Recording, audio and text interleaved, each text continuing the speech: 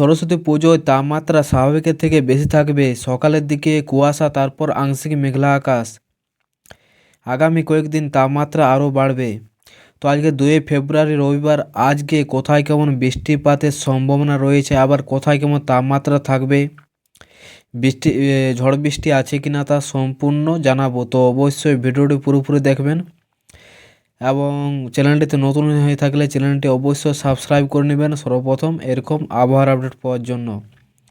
তো চলুন দেখে নিই আজকে কোথায় কেমন আবহাওয়া থাকবে। আজকে কিন্তু তাপমাত্রা কালকে থেকে 1-2 ডিগ্রি সব জায়গাতে বেশি থাকবে। যেমন ধরুন কলকাতাতে আজকে আছে 29 ডিগ্রি, কিন্তু কালকে ছিল সেটা 27 ডিগ্রি, 2 ডিগ্রি তাপমাত্রা বেড়েছে। তো সব জায়গাতে এরকম, যেমন খড়গপুরে 30 ডিগ্রি, কিন্তু আগের দিন ছিল 29 ডিগ্রি। 1-2 ডিগ্রি তাপমাত্রা কম বেশি হয়েছে, মানে 2 ডিগ্রি তাপমাত্রা কমেছে কোথাও, আবার 1 ডিগ্রি কোথাও কমেছে। যেমন শিলিগুড়িতে দুপুর 12টার দিকে 22 ডিগ্রি তাপমাত্রা থাকবে দিনের তাপমাত্রা, এবং রাতের তাপমাত্রা যদি দেখেন তো রাতের তাপমাত্রা দেখাচ্ছে 13 ডিগ্রি। তো মোটামুটি হালকা শীতের অনুভূতি হতে পারে আজকে। তো চলুন দেখে নিই কোথায় কেমন কুয়াশার দাপট থাকবে আজকে।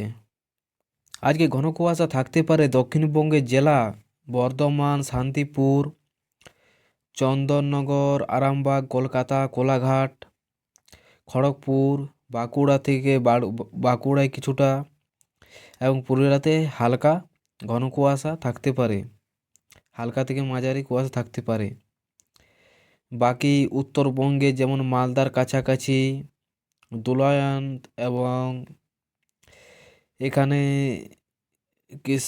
কৃষ্ণগঞ্জ, তার আছে কাছাকাছি শিলিগুড়ির কাছাকাছি, মানে মাঝারি থেকে হালকা কুয়াশা থাকতে পারে।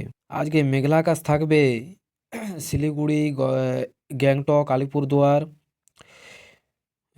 গোলপাড়া, তার কাছাকাছি এখানে পুরুলিয়া, মালদা, এবং দক্ষিণবঙ্গের জেলা যেমন কলকাতা, খড়গপুর, তার কাছাকাছি এখানে পুরুলিয়া, বাঁকুড়া, দুর্গাপুর, বর্ধমান, হলদিয়া, হলদিবাড়ি, গঙ্গাসাগর, এসব জায়গাতে কিন্তু মেঘলা আকাশ থাকবে সকাল 10টার দিকে, এবং এটা বেলা বাড়ার সাথে সাথে কিন্তু মেঘলা আকাশটা আস্তে আস্তে কেটে যাবে।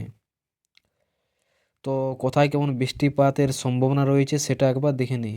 তো আজকে কিন্তু দক্ষিণবঙ্গে বা উত্তরবঙ্গে বা বাংলাদেশের জায়গাতে কোথাও কোনো বৃষ্টিপাত হবে না, শুধুমাত্র তাপমাত্রা একটু কম বেশি হবে বা মেঘলা আকাশ থাকতে পারে, বাকি বৃষ্টিপাতের সম্ভাবনা কোথাও কোনো নেই।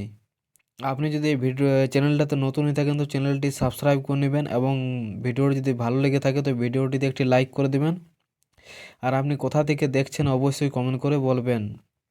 ধন্যবাদ।